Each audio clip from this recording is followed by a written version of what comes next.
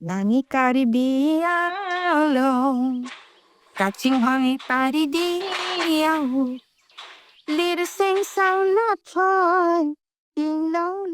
മലനിരകളുടെ വാനമ്പാടി ശ്രീമതി പൊഖില ലേഖ് തെപ്പി, പത്മശ്രീ ജേതാവ് 2026.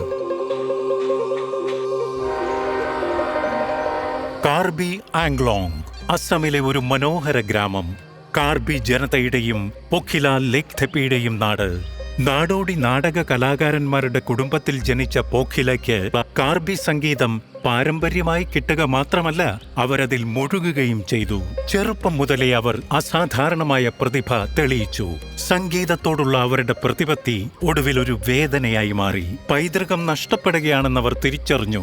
മുതിർന്നവരുടെ ഓർമ്മകളിൽ മാത്രം ഒതുങ്ങിയ കാർബി സംഗീതം മാഞ്ഞു പോവുകയായിരുന്നു. ആ കാലഘട്ടത്തിൽ കാർബി ഗാനങ്ങൾ നിലനിന്നിരുന്നു. അവ അനുഭവിക്കാൻ ജനങ്ങൾക്ക് അവസരം ലഭിച്ചില്ല. അവർ നേരിട്ടത് കഠിനമായ പ്രതിബന്ധങ്ങളായിരുന്നു.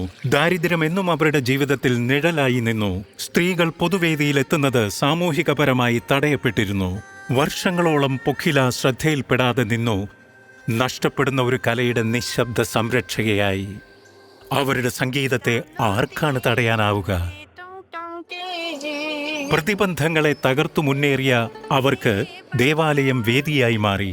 ഒരേ ചിന്തയുള്ള മനുഷ്യർ ഒന്നിച്ചു.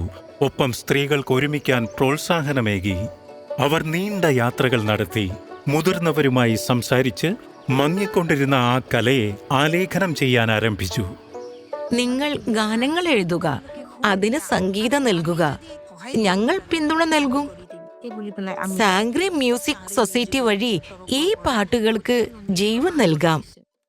പ്രാദേശിക ഓൾ ഇന്ത്യ റേഡിയോ സംപ്രേഷണങ്ങളിൽ നിന്ന് അവരുടെ ആദ്യ കാസറ്റായ കാങ് ഹോങ് പ്രകാശനം ചെയ്യപ്പെട്ടു. അവർ കാർബി പൈതൃകത്തിന്റെ ഹൃദയതാളം വീണ്ടും രാജ്യത്തിന്റെ സാംസ്കാരികതയിലേക്ക് കൊണ്ടുവന്നു. ആ വഴിത്തിരിവ് സംഭവിച്ചത് സുബിൻ ഗാർഗുമായുള്ള സഹകരണം വഴിയായിരുന്നു. പഴയ പാട്ടുകൾക്ക് പുതിയ ഊർജം നൽകി പുതിയ തലമുറയുടെ മനസ്സുകളിലേക്ക് കടന്നു കയറാനായി.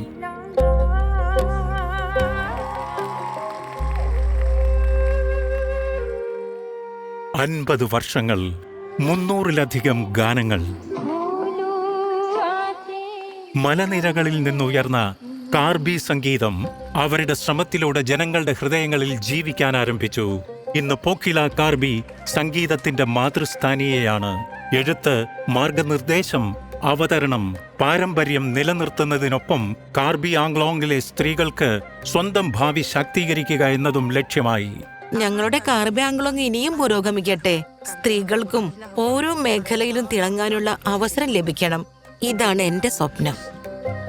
ശ്രീമതി പൊഖില ലേഖ് തെപ്പി, പത്മശ്രീ 2026. കോടി കോടി നമസ്കാരം.